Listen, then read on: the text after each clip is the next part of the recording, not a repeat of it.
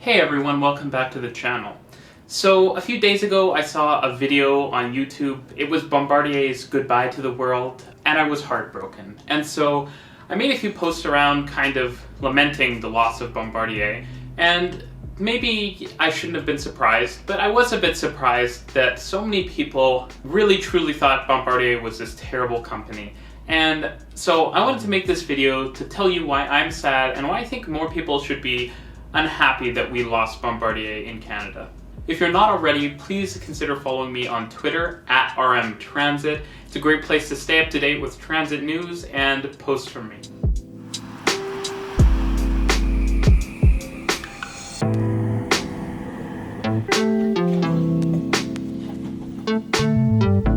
So if you didn't already know, Bombardier Transportation, who was headquartered in Germany but kind of operated from Canada, has now been acquired officially. The deal has closed and it's now part of Alstom. And so when I was on Wikipedia on Friday and I looked up Bombardier Transportation, I saw Bombardier Transportation was, and I thought, that's sad.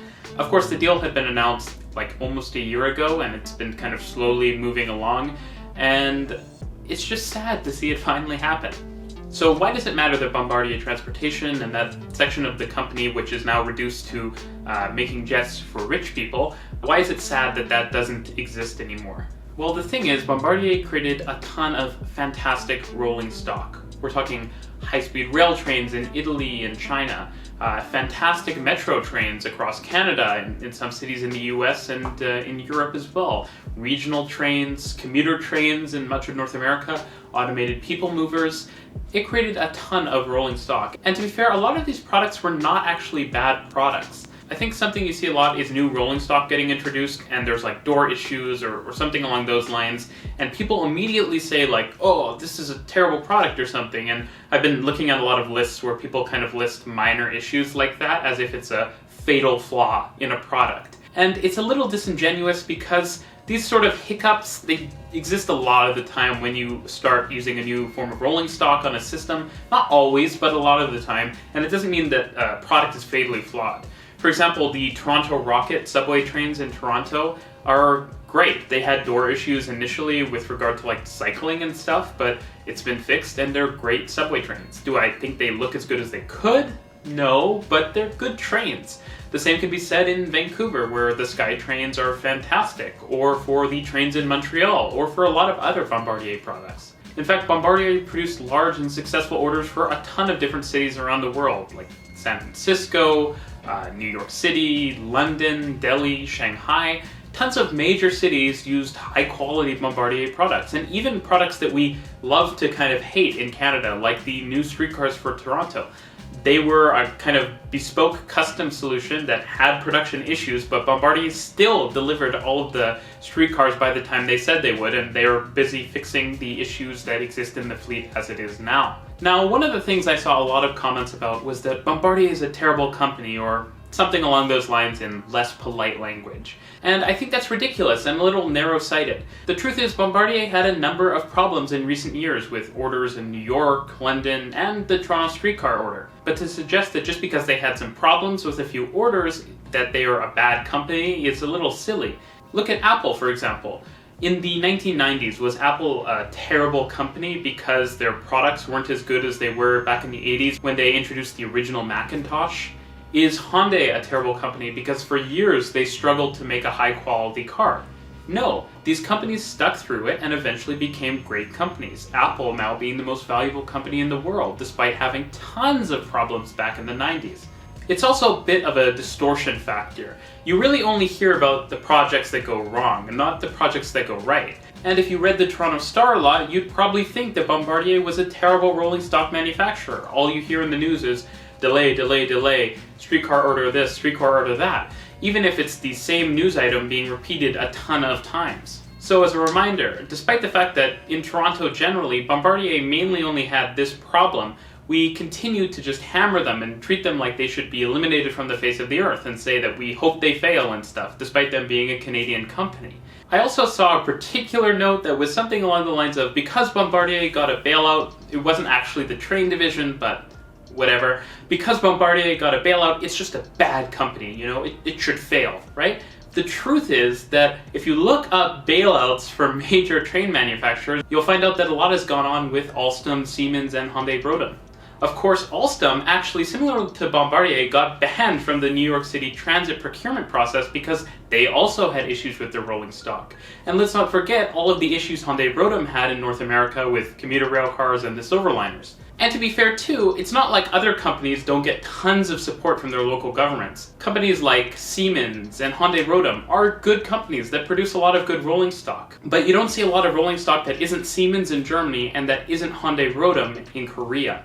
And that's natural. Other countries are very willing to protect large companies that have a lot of institutional impact, and they create a lot of positive economic impacts as well as knowledge about the rolling stock industry in these countries. I think it's obvious that part of the reason why Korea and Germany have such good rail systems is because they have such successful rail manufacturers.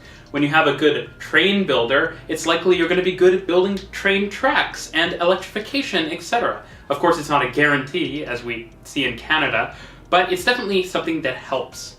Now, something we don't seem to pick at enough from casual observers and news media, and yeah, I know, being critical of the news media isn't the greatest thing in these times, but at the end of the day, it is true. The news does not always portray the world in a fully accurate sense, and that's something that's impossible, but I think people treat news as this infallible thing that's always right and always accurate, and don't kind of consider it in a broader context. If you were just going off these sources, what you'd think is that Bombardier is uniquely bad and other train manufacturers are great. But if you look at Ontario, you'd quickly learn that that's far from true. Look in Ottawa's case, where Alstom's new Citadis Spirit trains have had tons of problems. Door issues, electrical issues, signaling issues. The signaling issues could be Alstom or Thales. But it's clear that the trains are not perfect and had a ton of problems. But then again, you never heard news stories saying, we hope that the French government gets rid of Alstom, or we should never order Alstom trains again because we could order from another foreign company. There's this different treatment that companies outside of Canada get from companies that are ostensibly Canadian. And I don't necessarily think that Bombardier deserves or should get special treatment, but we don't even hold them on a level playing field. Even better, a lot of the time you'll hear things like, we should just get rolling stock from Japan. And that's actually something we did in Toronto. The Up Express trains are from a Japanese company, Nippon Sharyo, who has created some good rolling stock products. But the Up Express trains are technically pretty bad. They've had engine fire issues, signaling issues, door issues, and they're not particularly attractive, to say the least. So this idea that if we just got trains from a different company or from a different country, we would never have these problems, is kind of the same as a lot of the other issues you see in transit. It's a lot easier to just say, we hope this company will fail because we clearly can't do it properly, than to suffer through your challenges and your difficulties and come out on the other side with a better product, as you see with Hyundai-Rotem, or as you see with Alstom and Siemens when they had large problems. And this all builds the ultimate question of, why was it even valuable to have Bombardier in Canada in the first place? Well, first of all, Bombardier had a number of factories throughout Canada. They made rolling stock in Vancouver, they have factories in Thunder Bay, in Kingston, and in Quebec, so they employ a lot of Canadian workers. Now, sure, it's totally possible that Alstom or whoever supersedes Bombardier in various cities' fleets will just reuse these factories, but I wouldn't be so sure that's going to happen. If you look at the new trains for the REM, they were manufactured basically entirely in India. And there's nothing necessarily wrong with that, but if it was Bombardier, it was a bit more likely that the government could put pressure on them and say, no, you should manufacture the trains in Canada. And to be clear, I don't necessarily think policies where you say the train has to be manufactured here are always great. For example, I think Buy America has had a ton of negative impacts. At the same time, though, in Canada, the case is a bit different. We had a ton of established rolling stock development knowledge, and just throwing it away into the wind so that trains can be manufactured in different places is a little unfortunate. And while Alstom will still have a significant presence in Quebec at least, it doesn't seem like the same thing will be coming to Ontario. I should mention that Alstom is doing final manufacture of Ontario's LRVs in Brampton, but again, this is all something that we could get with Bombardier, plus we would have high-level management positions, etc. in Canada, which are incredibly important to running a functional business. And of course, having a major company like Bombardier who sells trains as something that the government is thinking about, both because they have an impact on the economy in Canada and because they employ a ton of Canadians, was a good thing. When politicians were thinking, should we refurbish these train cars or should we get something new? The fact that Bombardier could produce new train cars was a good positive influence they could have on the government. When the government was thinking, we could make a new highway or we could do some sort of express rail project, Bombardier could apply pressure to the government to say, you should go for transit, because they were a company whose interests largely lied in transit and automated people movers and rail systems. And of course there is a major soft power impact to it as well. Having a major train and previously a major airline manufacturer that created incredibly advanced products in Canada was a point of national pride, and it's something that we can no longer really say. And what's even sadder is that something I don't think a lot of people have realized yet is that it's unlikely Alstom will keep Bombardier's designs. For example, the Flexity LRVs, which, well, not my favorite vehicles, they look okay. They're unlikely to keep them, because why would you keep these redundant designs that you already provide a product that fills that niche? Why would you keep those designs rather than selling them to a company who will pay a pretty penny for the same designs? So what happens to the Bombardier portfolio is it gets shot across a bunch of different companies, and there isn't that unified form that was built up by designers across numerous companies, many of whom existed in Canada. At the end of the day, this wouldn't make me so sad if it didn't feel like a trend in Canada. It's very rare to see a success story for a company that stays in Canada. It seems to be the path that either you get acquired by a company in another country or you go bust. And while I don't necessarily think operating in Canada is an easy thing, it's just sad to see us punching down and hoping for the failure of a company that was created by our fellow countrymen. Anyways, thanks for watching the video, everyone. Rest in peace, Bombardier, and I hope to see you in the next one.